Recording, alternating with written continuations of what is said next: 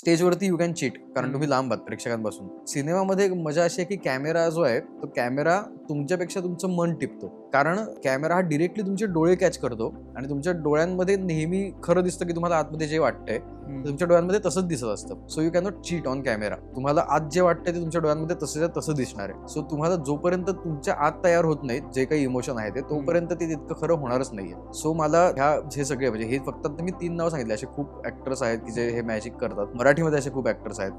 मला त्यांच्यामध्ये तेच कॉमन वाटतं की ते कोणी प्रिटेंड करत नाही, ते त्यांच्या आतमध्ये तो बदल करतात. म्हणजे एक्सटिरियर बदलण्यापेक्षा ते काहीतरी इंटरनल चेंज करतात आणि तो इतका सत्व जे असतं आपलं ते सत्वच ते बदलतात काहीतरी, आणि त्यामुळे ते त्यांच्या डोळ्यांमध्ये लगेच कळून येतं की हे बदललंय, म्हणजे माणूसच वेगळा आहे ऑल टुगेदर. बरोबर. आणि ते वर्क होतं कारण कॅमेरा तेवढीच गोष्ट पकडतो.